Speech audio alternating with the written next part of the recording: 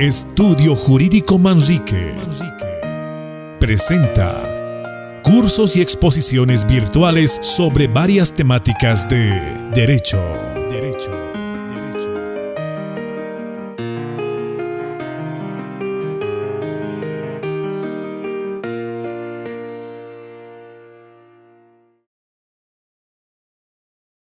En esta oportunidad me voy a permitir realizar una exposición de uno de los temas principales o fundamentales del ámbito del derecho de las familias, que es el tema de la asistencia familiar, conocido también como pensiones o llamados por algunos pensión alimenticia.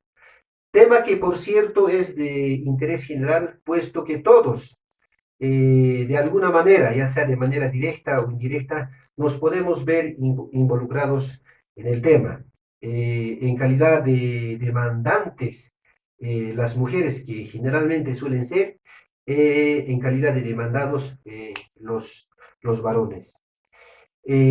Asimismo, si bien nosotros no podemos tener interés directo de conocer el tema, puede ser que un allegado, un familiar, hasta un amigo puede tener la necesidad de conocer el tema en algún momento de su vida. Ahí precisamente donde radica la importancia de conocer el tema en su verdadera dimensión.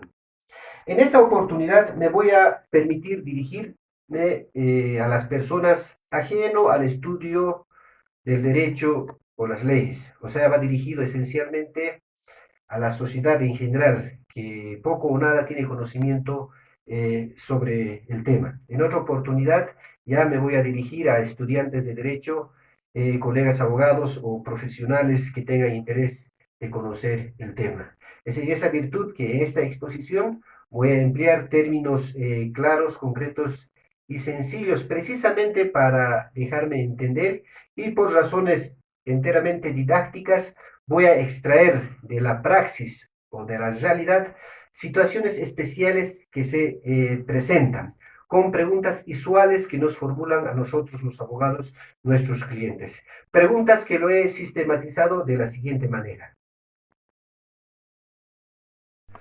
Una de las preguntas que con mayor frecuencia nos formulan, se podría decir una de las preguntas clásicas, es el siguiente. ¿Cuánto es el monto de la asistencia familiar que corresponde a mi hijo? Esa es la pregunta, reitero, clásica que se nos hace en la vida práctica. Respondiendo a la misma, debo aclarar de que la respuesta al mismo es el punto central, es la columna vertebral donde precisamente se concentra el análisis, el debate en la audiencia o la negociación, es precisamente para determinar el quantum de la asistencia familiar. Esto por razones obvias, puesto que la demandante siempre va a pretender que se le asigne una asistencia familiar en el monto más elevado posible.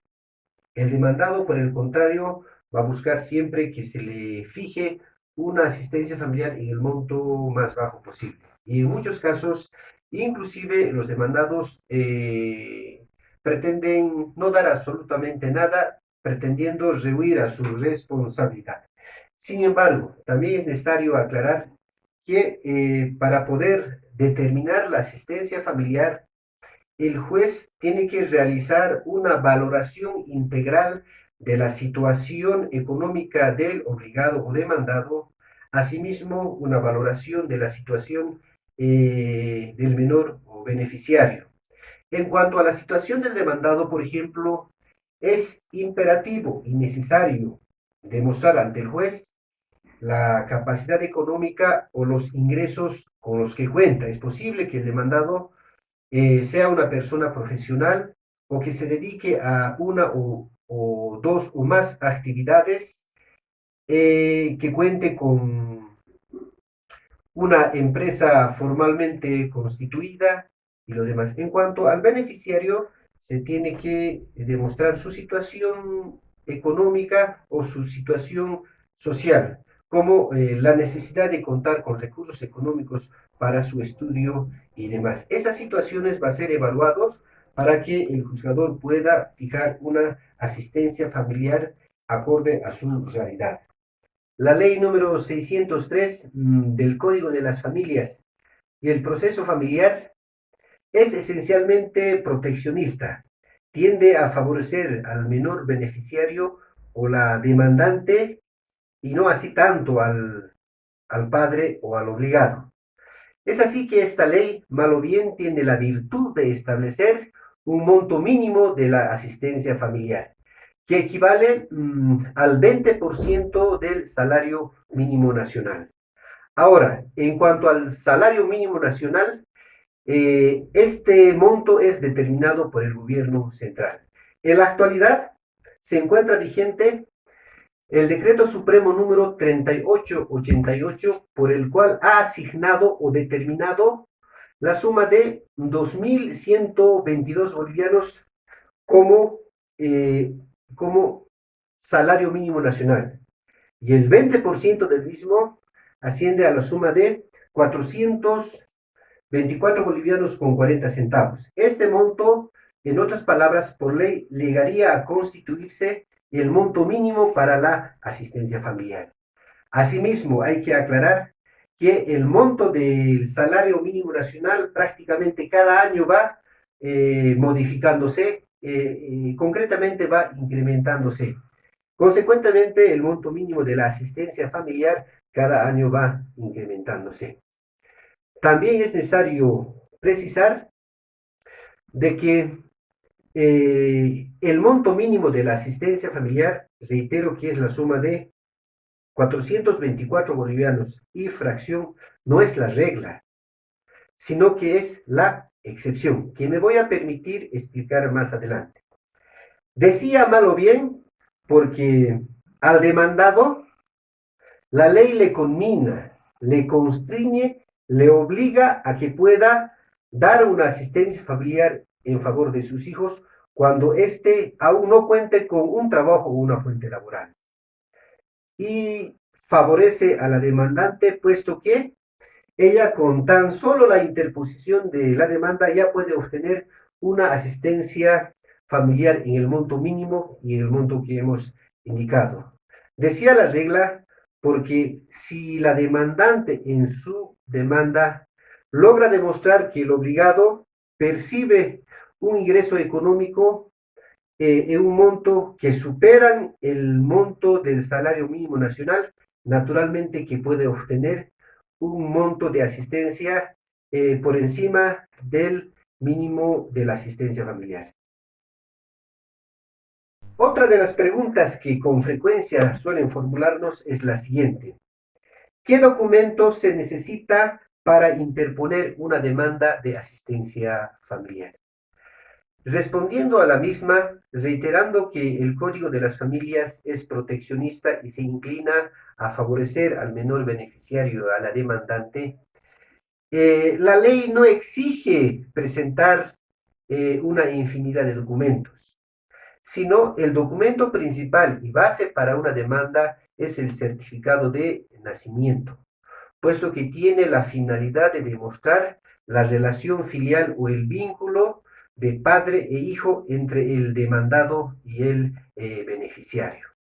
Con tan solo la presentación de ese documento, certificado de nacimiento, ya se puede obtener una asistencia familiar en el monto mínimo que hemos reiterado es en la suma de 424 bolivianos y fracción. Ahora, con el propósito de obtener una asistencia familiar superior al mínimo, es necesario y se recomienda presentar todo elemento de prueba, como prueba documental o testigos, dirigidos a demostrar la capacidad económica del demandado o la situación de necesidad del beneficiario.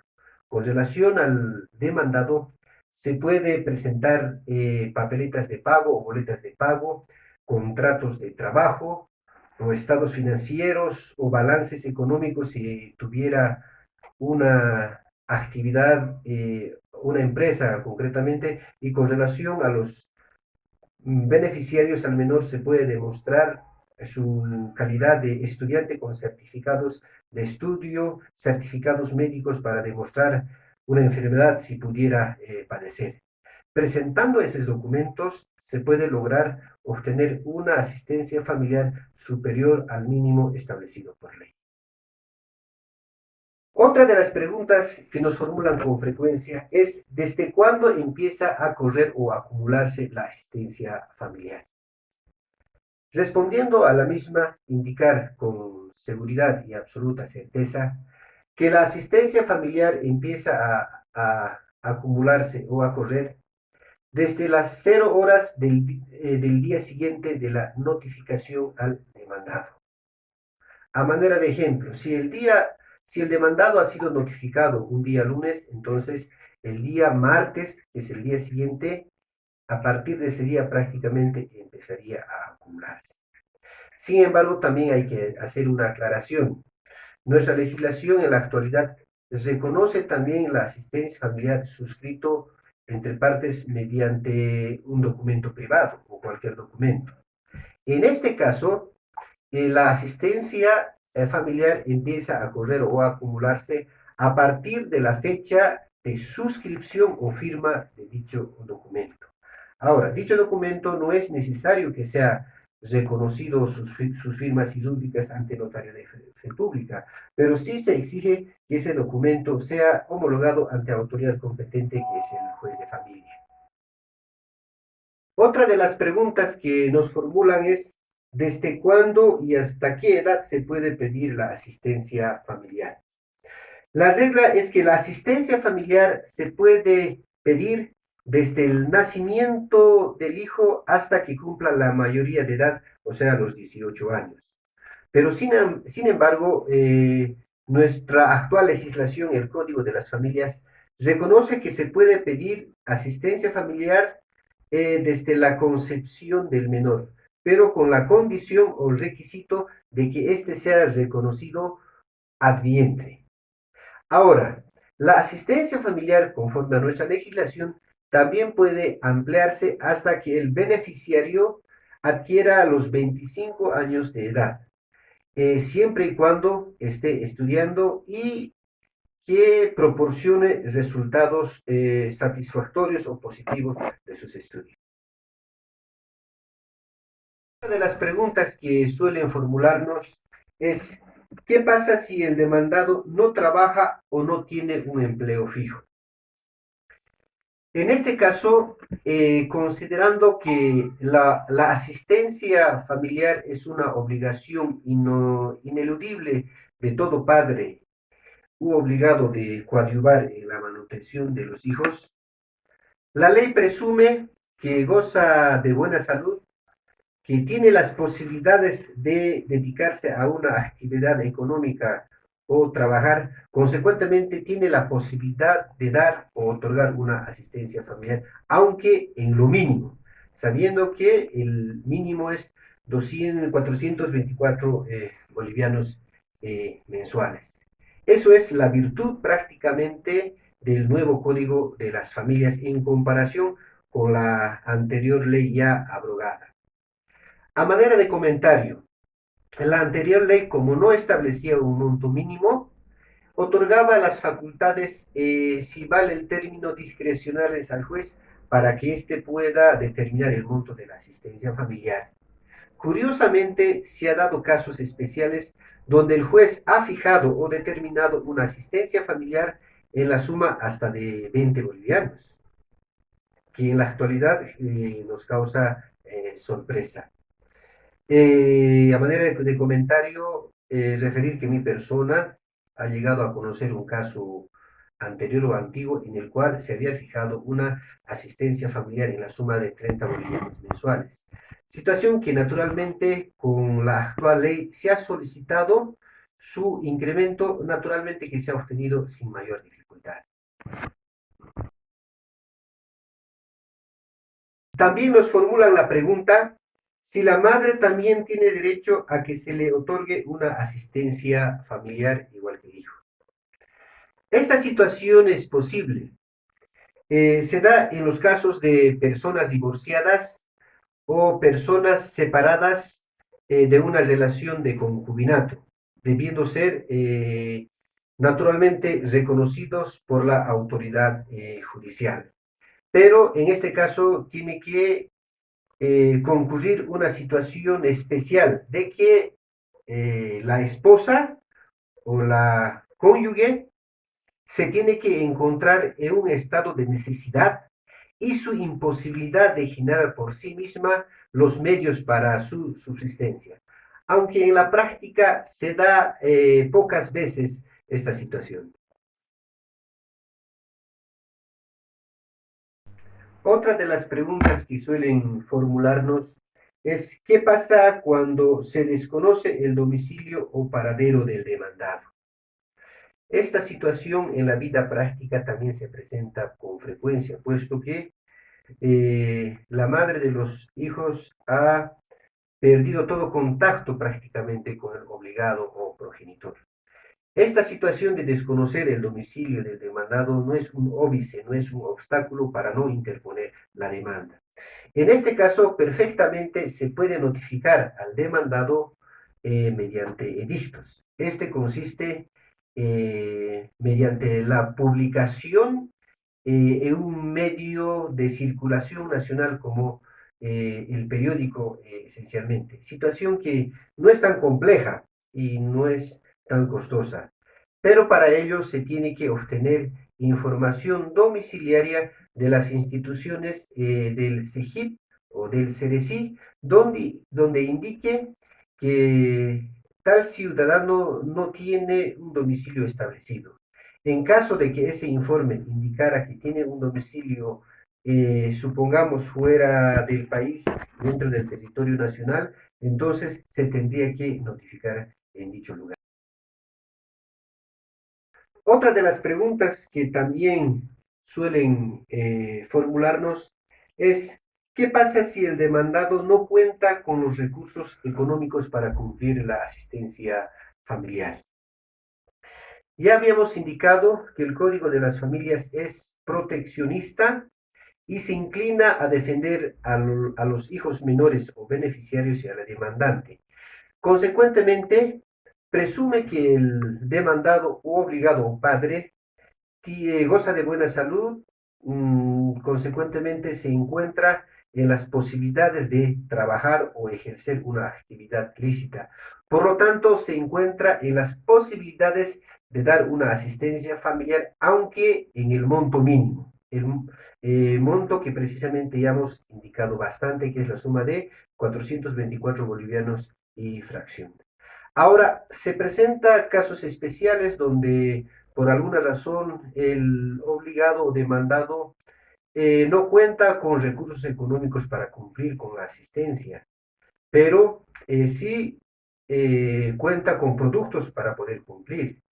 Un caso especial se podría dar en los casos de personas que se dedican estrictamente o netamente a la agricultura. Entonces, la ley también en ese caso le reconoce la posibilidad de que pueda cumplir en especie. Aunque en la práctica esta situación genera muchos conflictos y consecuentemente no se aplica con frecuencia, puesto que materialmente el demandado en esa situación tiene la posibilidad material de monetarizar su producto y cumplir la asistencia familiar en dinero. O también le faculta o se puede cumplir en forma mixta, dinero y en especie. Otras de las interrogantes que con frecuencia se nos formulan es la siguiente. ¿Dónde debe cancelarse o cumplir la asistencia familiar? Conforme el actual Código de las Familias, por regla o necesariamente tendría que realizarse mediante depósitos bancarios de manera mensual. Pero también esto se puede cumplir de manera directa, o sea, entregando el producto de la asistencia familiar directamente a la demandante. Pero nada impide también que esta situación del cumplimiento de la asistencia familiar pueda realizarse en oficinas de la Defensoría de la Niñez y Adolescencia o en el SLIM, situación que puede darse cuando en el lugar no se cuenta con una entidad financiera como el área rural. Naturalmente, esto debe ser debidamente respaldado. Asimismo, aclarar que en caso de hacerse el depósito bancario correspondiente y de manera regular, no es necesario que el número de cuenta esté a nombre del menor. Puede estar a nombre de la madre, que generalmente suele suceder y es lo más recomendable. También puede estar a nombre de una tercera persona. Sin embargo, existe una condición de que este número de cuenta se tiene que poner en conocimiento de la autoridad, quien tendrá que autorizar a que se cumpla la asistencia familiar en dicha cuenta. ¿Es válido la asistencia familiar firmado en oficinas de la Defensoría o el SLIM? Puntualizar en este aspecto que es plenamente válido. Como también es válido el documento suscrito en las oficinas de un profesional, abogado libre o independiente. Asimismo, es válido el documento firmado de manera directa entre las partes sin la intervención de una autoridad o un profesional. También puede ser o es válido los acuerdos firmados, podría ser ante una autoridad originaria en el área rural. Asimismo, precisar de que dicho documento no se exige o no es necesario el reconocimiento de las firmas y rúbricas, pero con la condición de que para que sea exigible, necesariamente ese documento tiene que ser homologado por la autoridad competente, que es el juez de familia. Otra de las preguntas que con frecuencia suelen hacernos es, ¿qué tiempo dura el proceso de la asistencia familiar? Al respecto, indicar de que, en conclusión, el tiempo del proceso de asistencia familiar es relativamente breve. Conforme nuestro actual procedimiento, una vez notificado el demandado con la demanda, tiene el plazo legal de responder a la misma en 5 días hábiles. Respondido la demanda, el juez tiene el plazo de fijar o señalar audiencia pública en el plazo de 10 días. En dicha audiencia, sí o sí, tiene que el juez dictar una sentencia, aclarando que en procesos de asistencia familiar se requiere solamente una audiencia. Eh, Considerando de que se tarda o dura el periodo de interposición de la demanda hasta la admisión, más o menos el plazo de 5 días, podemos deducir que eh, si no se presenta alguna otra circunstancia, estaríamos tardando aproximadamente 20 días. Pero en la generalidad de los casos, este plazo no se prolonga más de 30 días. En conclusión y en respuesta, estaríamos tardando prácticamente 30 días, reitero, aproximadamente. Otra de las preguntas que nos formulan es, ¿qué pasa si el demandado no responde o no se presenta a la audiencia? En este caso hay que precisar dos situaciones. Es posible que el demandado sea notificado personalmente con la demanda y responda a la demanda, pero que no se presente a la audiencia. En este caso, la audiencia se va a llevar a cabo de manera normal, o sea, la incomparecencia del demandado no es una causal para la suspensión de la audiencia. También se puede dar el caso hipotético de que el demandado fuere notificado personalmente, no responda a la demanda y mucho menos se presente a la audiencia. En este caso, al no responder a la demanda, se solicita la designación de un defensor de oficio que tiene la función de defenderle durante todo el desarrollo del proceso. Sin embargo, también se puede presentar el caso de que no se presente tampoco el defensor de oficio. En este caso tampoco es una causal de suspensión de la audiencia, consecuentemente se va a desarrollar la audiencia sin la presencia del defensor. Es necesario que la demandante esté presente durante todo el proceso. Al respecto, referir que no es necesario, aunque sería lo conveniente que la demandante esté presente en la audiencia donde se va a definir el monto. Sin embargo, la demandante tiene la facultad o la posibilidad de conferir un poder especial bastante y suficiente a una tercera persona que generalmente es una persona de confianza.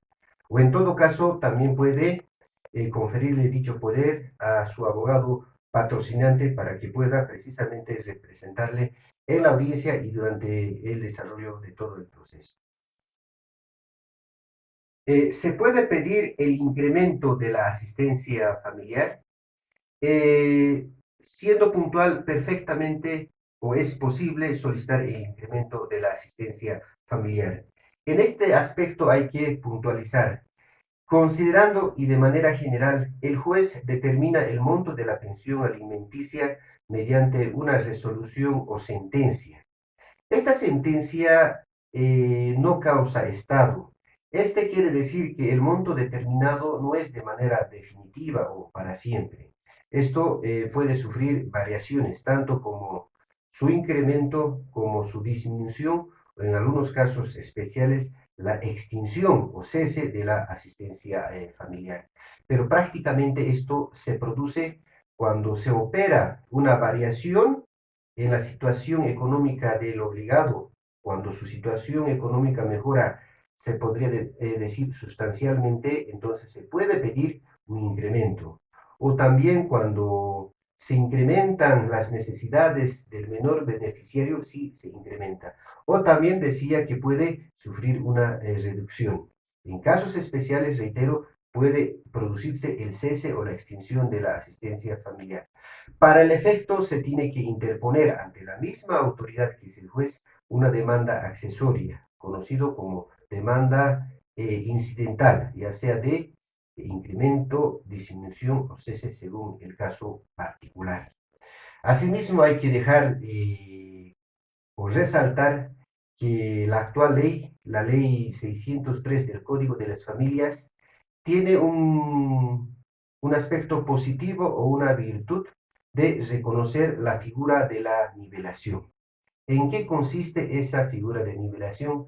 Consiste en la facultad que la ley otorga al juez de poder incrementar el monto de oficio, o sea, sin haber ser solicitado por la beneficiaria, cuando éste por alguna razón haya quedado a un monto menor del mínimo establecido por ley. Por ejemplo, como habíamos referido, de que cada año se produce el incremento del salario mínimo nacional. Consecuentemente, tiene que producirse prácticamente un reajuste si el caso hipotético de que haya quedado menor al mínimo, la juez automáticamente o de oficio tiene la facultad de nivelarlo al mínimo. Otra de las preguntas que también con frecuencia nos formulan es la siguiente. ¿Cómo se procede cuando el demandado no quiere cancelar o cumplir el pago de la asistencia familiar? En este caso, en la vida real se ha visto muchos casos que el obligado no cumple la asistencia familiar o el pago de la asistencia familiar por mero capricho. Asimismo, ya hemos manifestado de que el cumplimiento de la asistencia familiar es una responsabilidad y una obligación ineludible de los progenitores o padres de familia. Precisamente el legislador, en este caso, para efectivizar el cumplimiento de la asistencia familiar y su oportuno suministro, ha visto mecanismos. En este caso, la asistencia familiar es uno de los derechos más garantizados. En tal sentido, la ley faculta la privación de libertad de personas que incumplen con la asistencia familiar. En este caso, perfectamente se puede atacar a su libertad tramitando su mandamiento de apremio o buscando su encarcelamiento. Ahora, en el caso hipotético de que se ha ejecutado el mandamiento de apremio por incumplimiento de pensiones, también el obligado tiene derecho o la posibilidad de recuperar su libertad cancelando la totalidad del monto adeudado. Sin embargo, también hay que dejar claramente establecido que el tiempo de detención por concepto de asistencia familiar o impago de asistencia familiar son de 6 meses calendarios solamente. Sin embargo, con el propósito de que esta obligación sea efectivo o se haga efectivo, la ley también ha previsto mecanismos como la posibilidad de lograr el gravamen o la anotación preventiva de los bienes inmuebles del demandado. También se puede lograr su arraigo nacional a objeto de que no pueda más bien salir del país. También otra de las preguntas que nos formulan es de que si es posible solicitar la retención de sueldos para el cumplimiento de la asistencia familiar. Al respecto, referir que efectivamente es posible lograr la retención de fondos o del sueldo del obligado con el propósito de cumplir en su oportunidad la asistencia familiar, considerando que esta obligación es ineludible. Sin embargo, también hay que indicar que esta situación no puede darse en todos los casos, sino en situaciones especiales. Cuando el demandado cuenta con una fuente laboral formal, si vale el término, una relación laboral seria donde exista un verdadero vínculo entre vínculo obrero patronal, donde cuente con ingresos fijos o de manera regular y con un sueldo determinado, como los funcionarios policiales, los maestros, funcionarios de un municipio, de la gobernación, del gobierno central, en fin, en esas situaciones es perfectamente aplicable esta figura de la retención del sueldo del demandado. Sin embargo, en las situaciones donde la relación obrero-patronal es informal, donde no se cuenta con un ingreso permanente y un monto determinado como un comerciante, prácticamente es imposible aplicarse esta figura de la retención en mérito a que no se cuenta con un ingreso seguro mensual y no existe el agente de retención.